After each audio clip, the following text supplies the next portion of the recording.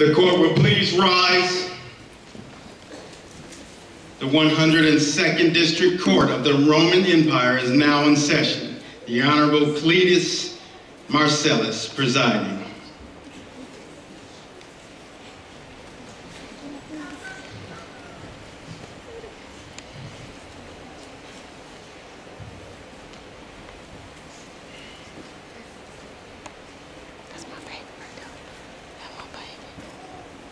You may be seated. I will remind the court that we are here to determine whether or not Jesus of Nazareth rose from the dead as claimed.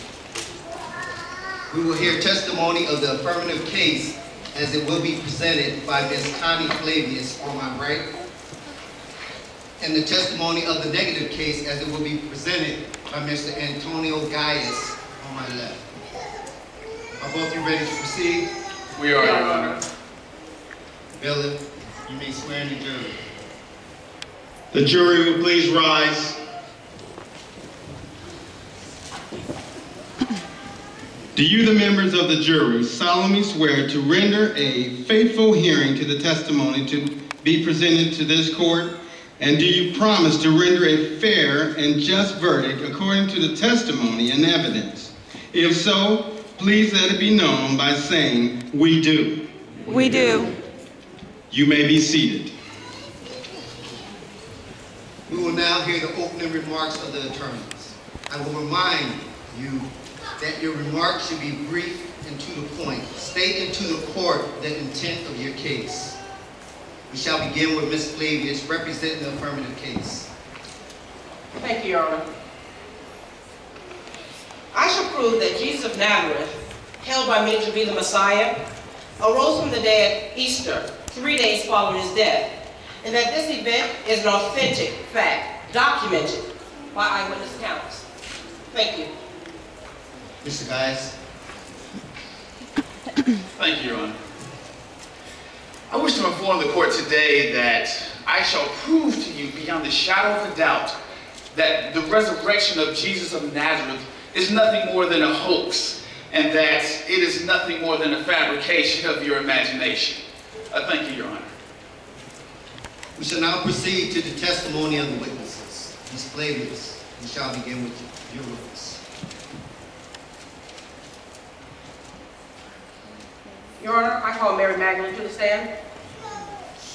Mary Magdalene to the stand, please.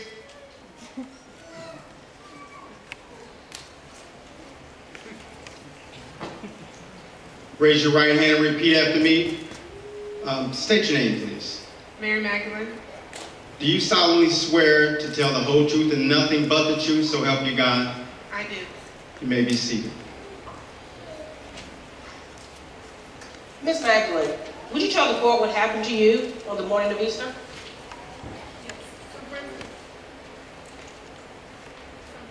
I went to the tomb where Jesus was buried to take some spices and flowers.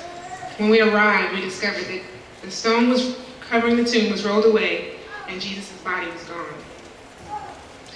We were quite upset because we were afraid that the Romans had taken his body. Then Jesus appeared to me and he said that Jesus was alive, and we suddenly ran and we saw Jesus himself. Did he speak to you? Yes. He said, "Mary, don't be afraid. Go and tell my disciples that I am alive, that you have seen me, and that I will meet them in Galilee." So you actually saw and heard Jesus on Easter morning. Is this correct? Yes. No more questions, Your Honor. Mr. Gaius, do you wish to cross-examine this witness? Yes, I do, Your Honor. Ms. Magdalene, did you ever have a previous meeting with Jesus before your stated meeting on Easter morning? Yes. Would you tell the court about this encounter? Well, several months ago, my life was changed by Jesus. You see, up until that time, my whole life had been very unstable. I had lost all control of myself. I was brought to Jesus, and he restored my health unto me. Were you mentally ill? Yes. But now you say that you are cured of this illness. Yes. So we could assume that you have a vested interest in this man. He healed you and you felt that you owed him a debt. Is it not true that he will believe anything that you had to say? Objection, Your Honor. This question calls for a conclusion on the part of the witness. Sustained. Rephrase the question, Mr. Guys. Very well, Your Honor. Miss Magdalene, did you ever hear Jesus promise that he would be raised from the dead 3 days after his death? Yes. Did you believe that promise? Yes. Okay. One final question. Do you believe Jesus is the Son of God? Yes. No more questions, Your Honor. The witness is dismissed. Ms. Flavius, you may call your next witness. I call Simon Peter to the stand. Simon Peter to the stand, please.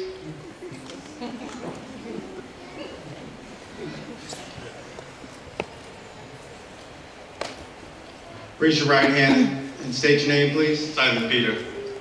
Do you solemnly swear to tell the whole truth, nothing but the truth, so help you God? I do. You may be seated.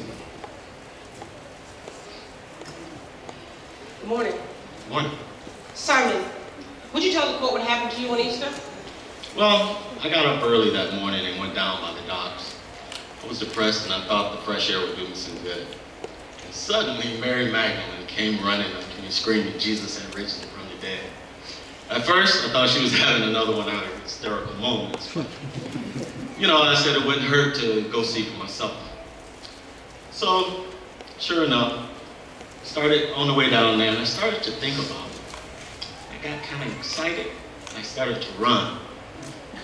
And when I arrived at the tomb, the stone had been rolled away and Jesus' body was gone. At first, I was upset and angry, thinking those Romans had taken Jesus' body. And then Mary reminded me that Jesus said he would appear to us in Galilee. And did you go to Galilee? As fast as these old tired feet could carry me. And what happened there? Well, we were all together at Andrew's house. After several hours of waiting and wondering, suddenly Jesus was among us. Did he speak to you? Yes, he told us to go into the world and preach the gospel. So you too actually saw and heard Jesus on Easter? Yes. No more questions? Mr. Guys.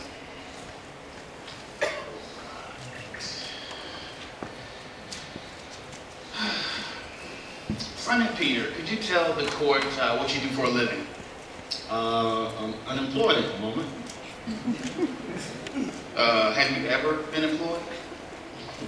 Yes, I was a fisherman for 23 years. So you were fired from this occupation? No. I worked for myself. I found out as a kid that if I was worth $5 to another man for a day's work, that I was worth $10 to myself if I worked for myself. Oh, that's interesting. Then why did you give up your work? Well, about 3 years ago, Jesus came down to the docks and asked me to follow him, and I did. You mean you just gave up everything to follow a total stranger? Yes. Okay, so then we could assume that you too had a vested interest in this man. In fact, you gave up everything.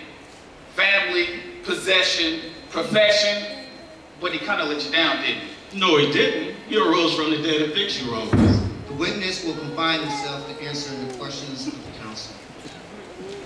So, with all you had invested in this man, it is understandable that you would want to believe that he arose from the dead, else he would be a failure, and that would make you... Your Honor, I object. The counsel is again calling for conclusion on part of the witness.